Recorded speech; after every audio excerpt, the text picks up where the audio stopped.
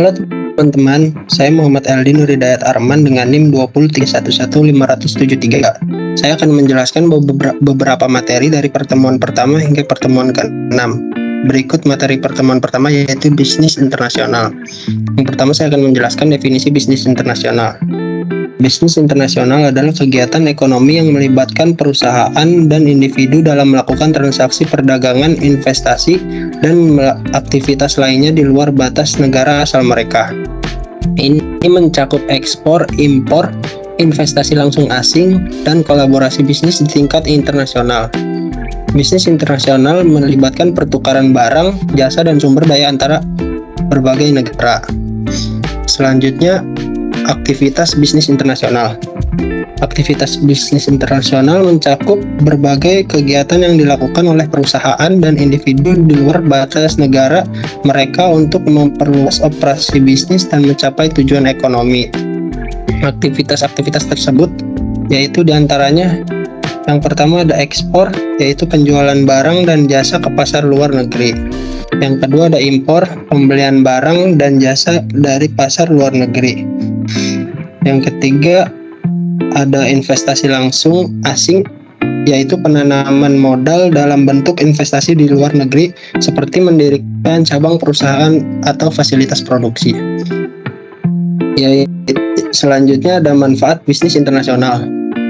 Manfaat bisnis internasional memberikan berbagai manfaat baik bagi perusahaan maupun ekonomi negara.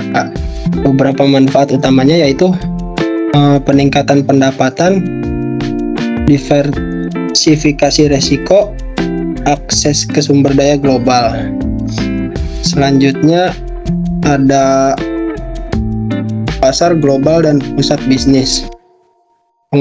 Saya akan menjelaskan tentang pengertian pasar global. Pasar global adalah pasar yang mencakup seluruh dunia. Produk dan jasa dapat diperdagangkan tanpa batasan geografis.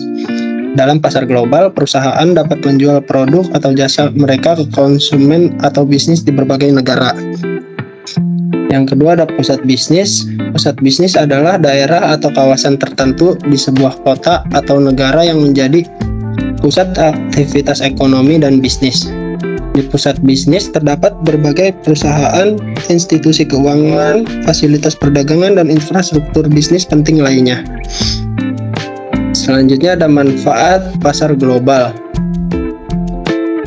Pasar global memiliki beberapa manfaat yang signifikan. Di antaranya yang pertama adalah ada potensi pendapatan tinggi, yaitu akses ke pasar global memberikan peluang untuk meningkatkan pendapatan perusahaan karena perluasan basis pelanggan dan peningkatan penjualan.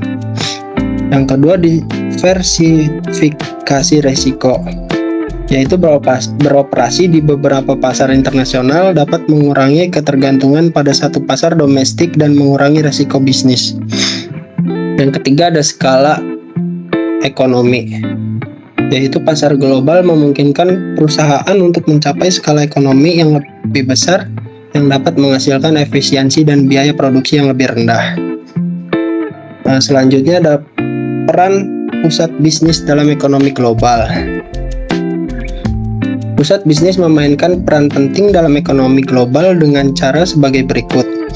Yang pertama, pusat keuangan, yaitu pusat bisnis sering menjadi lokasi pusat keuangan yang memfasilitasi perbankan, perdagangan, investasi, dan kegiatan keuangan internasional.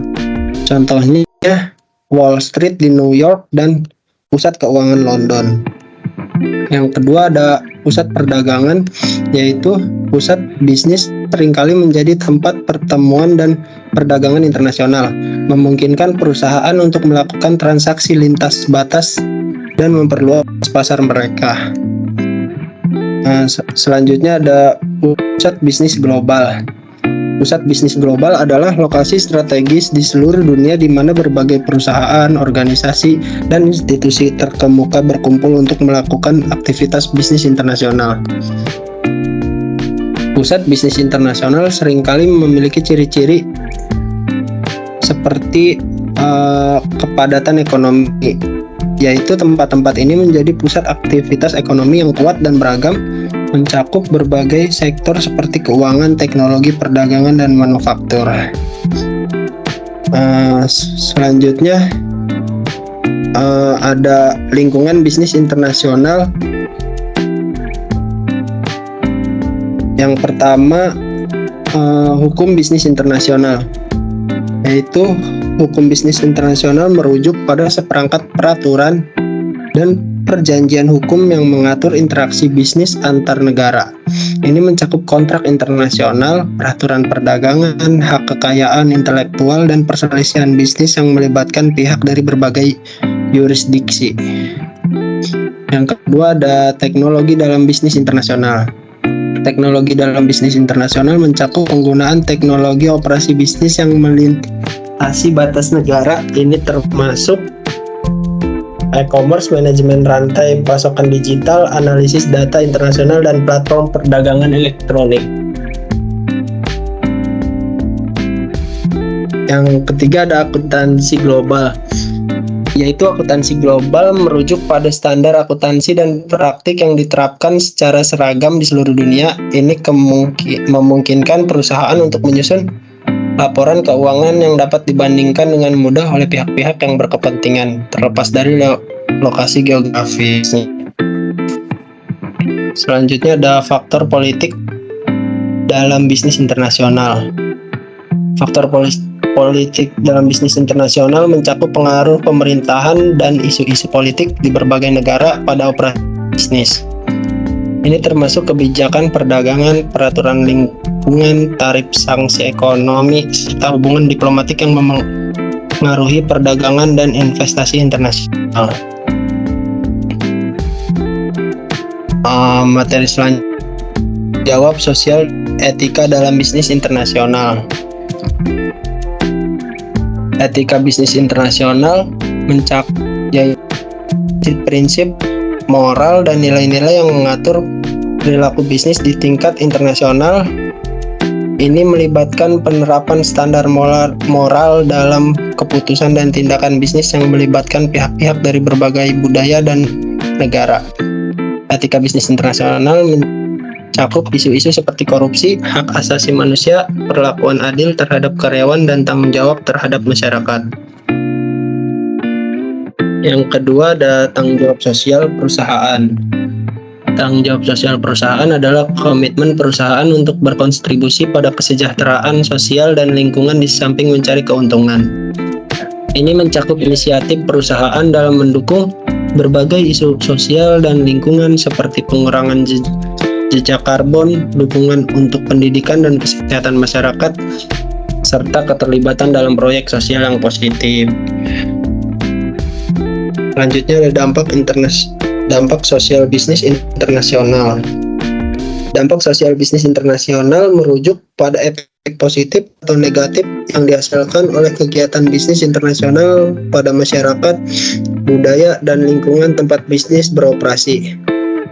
Dampak positif dapat berupa penciptaan lapangan kerja, transfer teknologi, dan kontribusi terhadap pembangunan ekonomi. Selanjutnya ada perdagangan dan investasi internasional.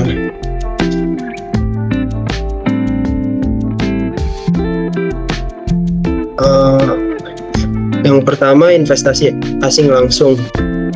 Investasi asing langsung adalah investasi oleh perusahaan atau individu dari satu negara ke perusahaan atau aset di negara lain.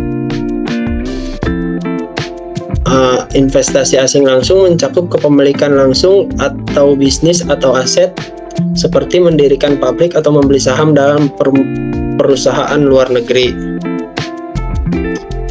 Selanjutnya ada kendala perdagangan internasional, yaitu hambatan atau rintangan yang menghambat aliran perdagangan antar negara.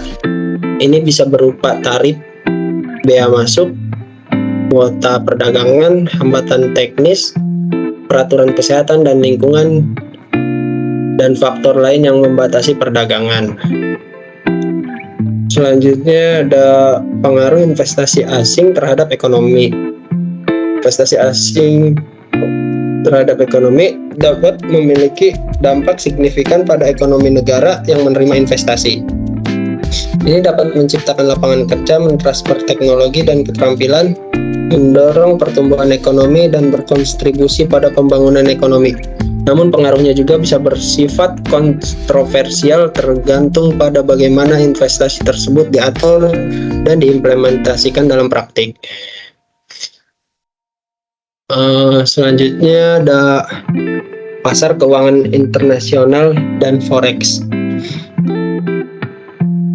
Yaitu pasar yang pertama ada pasar keuangan global. Pasar keuangan global adalah tempat di mana berbagai instrumen keuangan seperti saham, obligasi, mata uang, dan derivatif diperdagangkan di seluruh dunia. Ini mencakup bursa efek dan pasar derivatif yang memfasilitasi aliran modal dan investasi internasional.